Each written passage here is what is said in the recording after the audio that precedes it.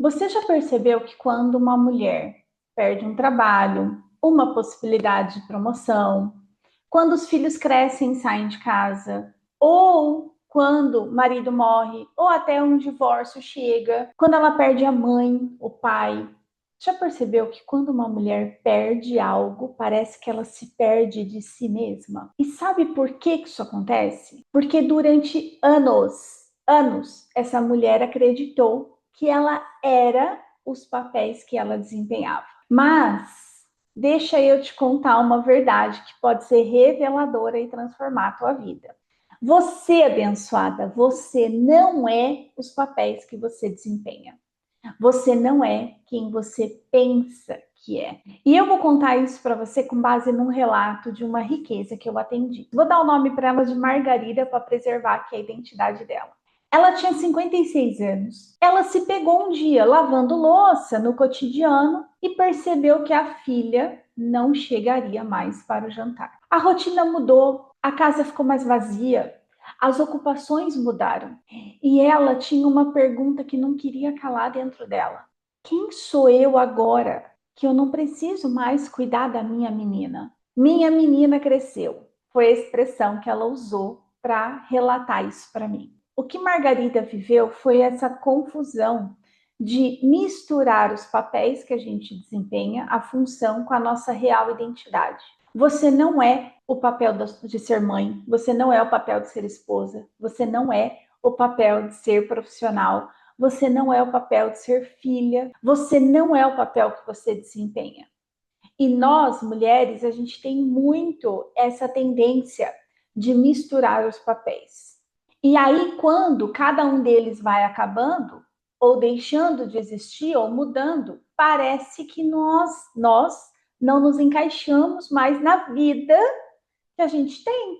E o problema nunca é a mudança em si, que a mudança é a única certeza que a gente tem. As coisas vão mudar. Os filhos vão crescer, o trabalho vai mudar, você pode ser promovida, demitida, o marido, o casamento muda, você não é mais a mesma pessoa.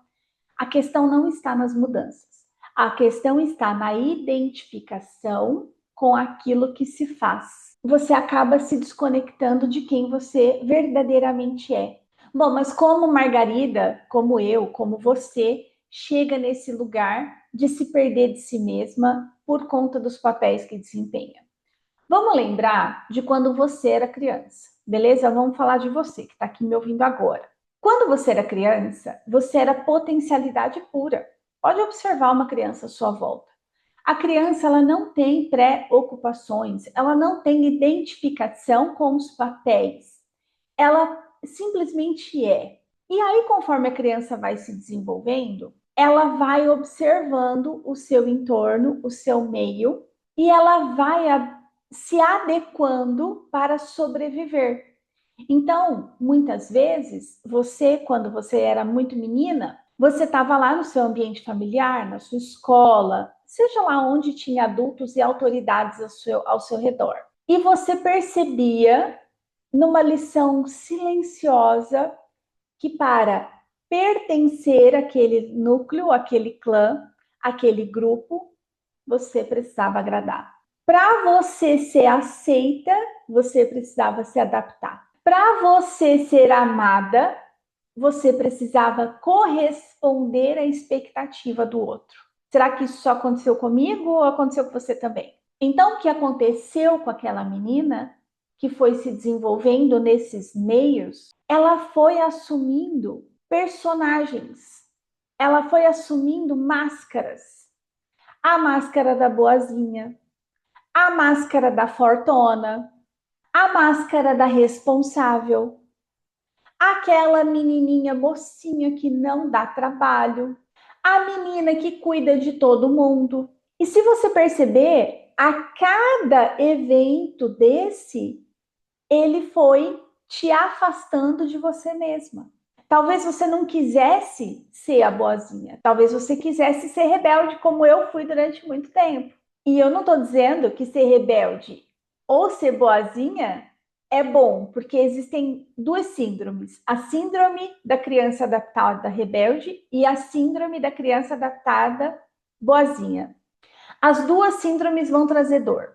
As duas tiveram o mesmo mecanismo de sobrevivência. Se adaptar é um mecanismo de sobrevivência. E conforme aquela menina que se tornou adolescente, caminhando para a fase adulta, foi tomando decisões de não fazer mais algo para agradar, para ser aceita, para ser amada, para se adaptar, você foi sendo rotulada. Então você foi rotulada como difícil, você foi rotulada como pimenta. Essa menina só abre a boca para chorar, lembrando aqui de falas do meu pai.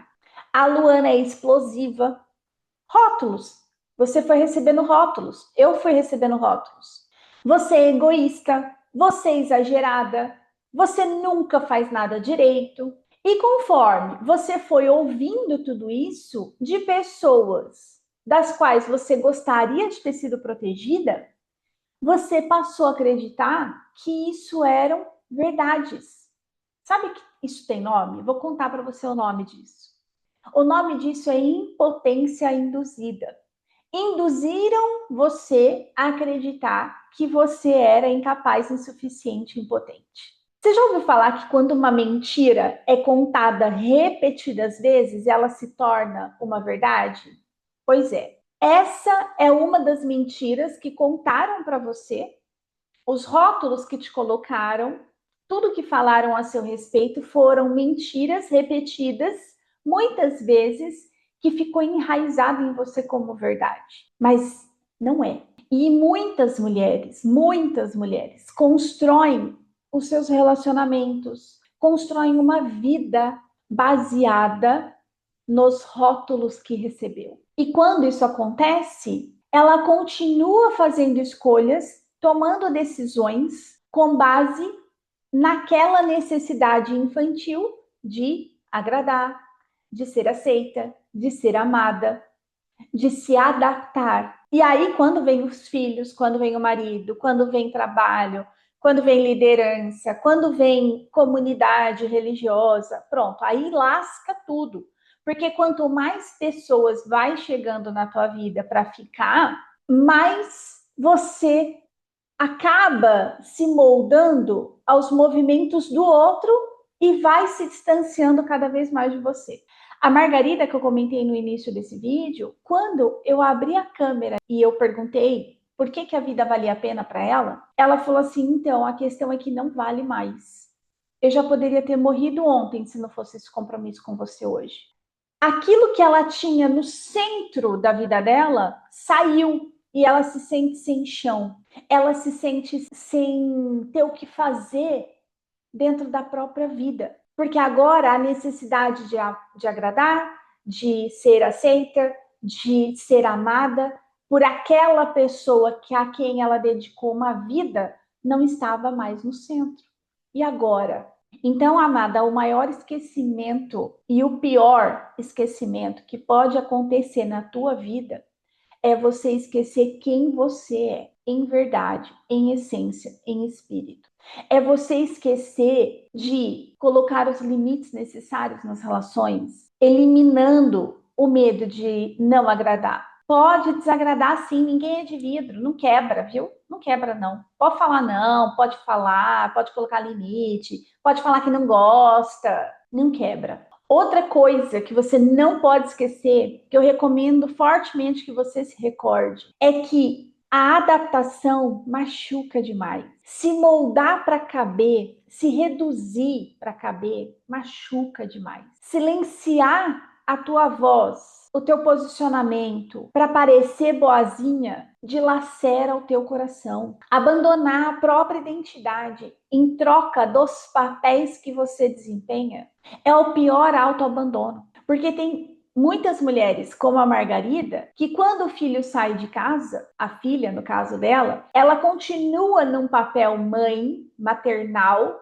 mas ela passa a maternar o marido, ela passa a maternar o sogro, a sogra, ela passa a ser mãe da geral, de todo mundo. Isso é tremendamente disfuncional. Ela continua buscando mecanismos para sobreviver e esquece de viver. Ela continua buscando meios para evitar a dor e continua se machucando, tolerando o intolerável. Mas quem você é? Quem Margarida é? Quem sou eu para além dos papéis que a gente desempenha? Se você não é o papel que você desempenha, se você não é os erros que você já cometeu, se você não é os traumas que você viveu, se você não é os rótulos que recebeu, quem você é? Já parou para pensar nisso? Sabe que essa era uma pergunta que eu queria saber. Cadê a Luana? Inclusive lá no relacionamento abusivo eu perguntava, cadê aquela Luana explosiva que meu pai falava? Cadê aquela Luana rebelde? Cadê?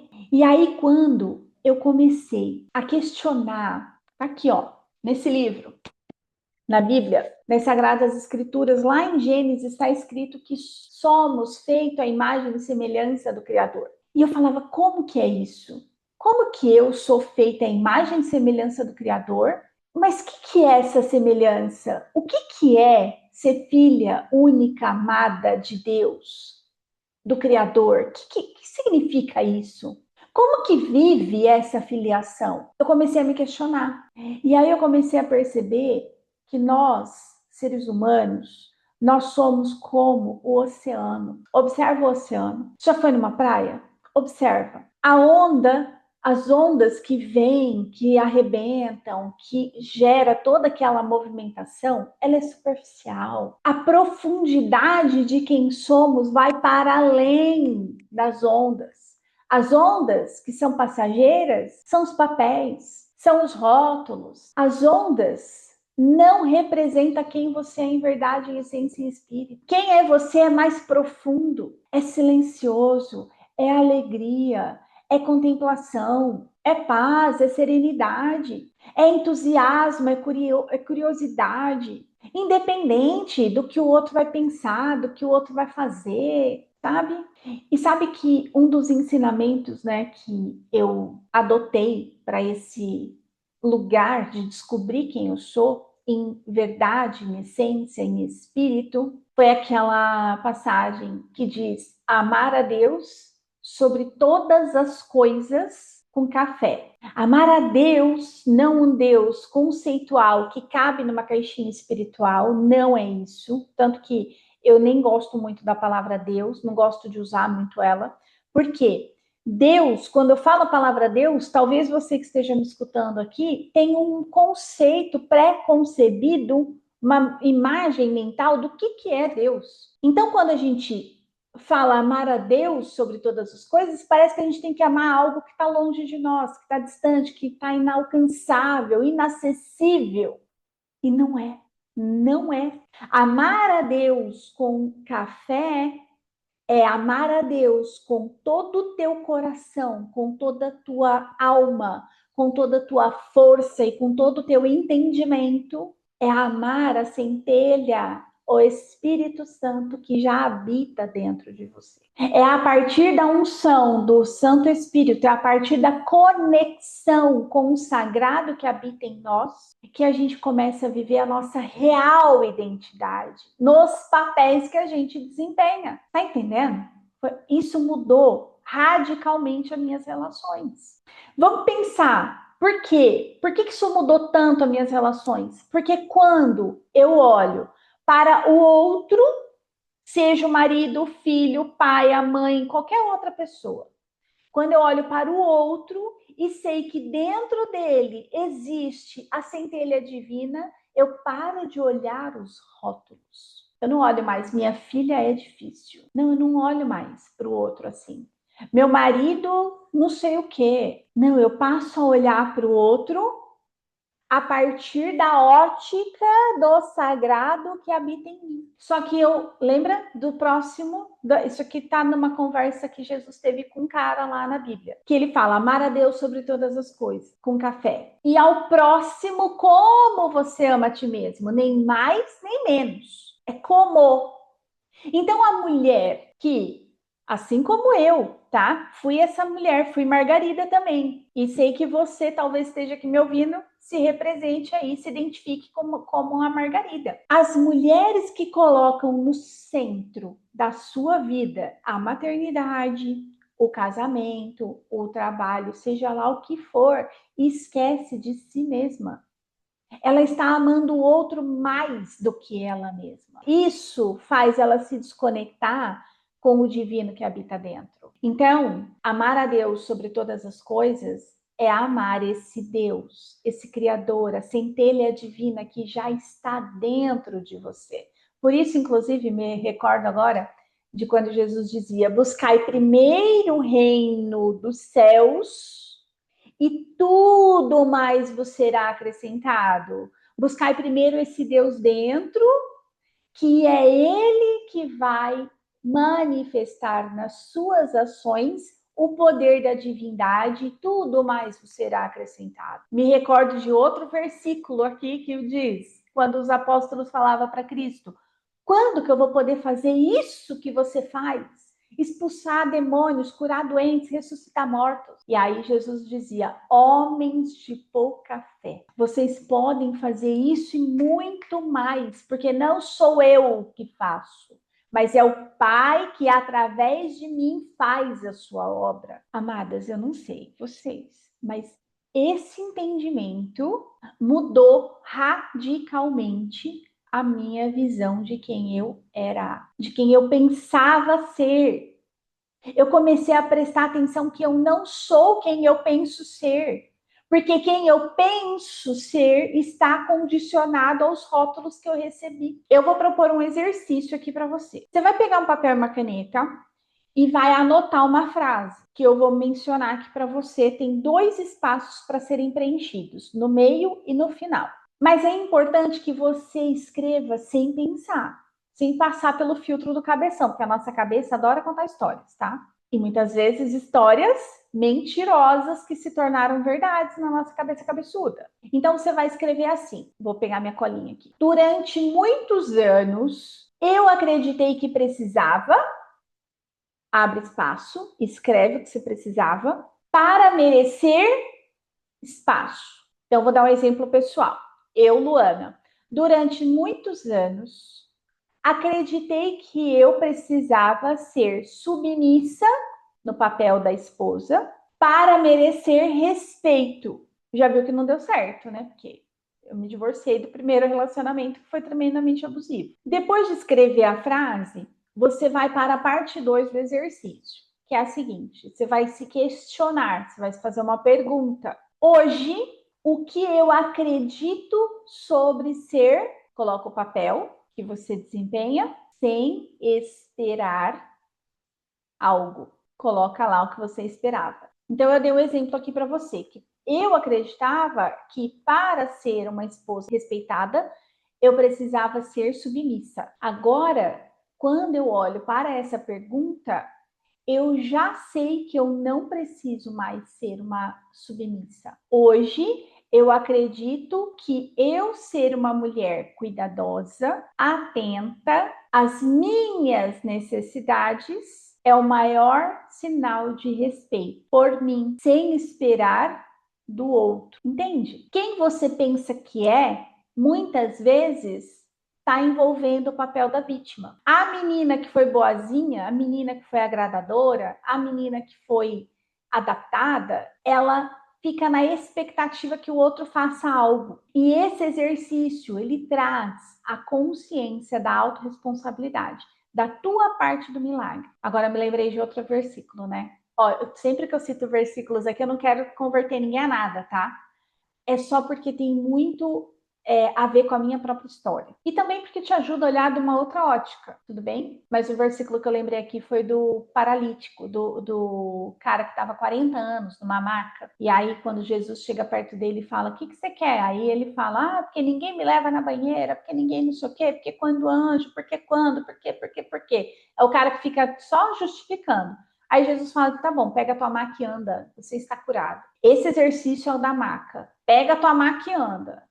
Esse exercício é qual é a tua parte do milagre. É isso que Jesus está perguntando, falando para ele. Qual a tua parte do milagre? Então, esse é um exercício que é provocador para a gente poder caminhar nesse lugar da autorresponsabilidade para resgatar quem somos em verdade, em essência, para além dos papéis que a gente desempenha. Deixa eu contar uma coisa aqui para você, riqueza. Você não veio nesse mundo para se tornar alguém. Você está aqui agora, me escutando, para lembrar quem você é. E esquece essa história de que você tem que se tornar o seu eu do futuro. Balela, balela. Você só precisa eliminar os rótulos que te colocaram um dia e esquecer quem você pensa que é. Quem você é já é. Aqui e agora, não é no tempo futuro. Às vezes, essa mulher que você fica imaginando, idealizando para o tempo futuro, é essa que já está aí dentro de você, esperando para ser descoberta, para ser iluminada, para trazer a luz, esperando para ser vista, amada, desejada, aceita como ela é por você. Toda vez que você respeitar os seus limites, toda vez que você escutar essa voz dentro de você que sussurra baixinho, não é a voz da serpente tagarela, não. É a voz que sussurra baixinho da sua consciência, dessa bússola emocional, pessoal. Toda vez que você faz esse movimento, você está voltando para casa. Você está reencontrando quem você é. Riqueza, se esse vídeo conversou com você de alguma forma, comenta aqui embaixo. Eu escolho me lembrar. E se você quiser partilhar algo ainda mais assim comigo, conta aqui para mim. Qual foi o rótulo que colocaram em você que você acreditou durante muito tempo que você era e que te distanciou de você cada vez mais? Vou adorar ler seu comentário. A gente vai bater altos papos aqui. E eu nem contei quem sou eu na fila do pão, né? Mas eu sou a Luana Levi, idealizadora da Academia de Eva, um lugar de fortalecimento emocional e financeiro para mulheres que escolhem viver a abundância. O poder da escolha nunca foi tirado de você. Ele só está esquecido. Quem tem ouvidos, ouça.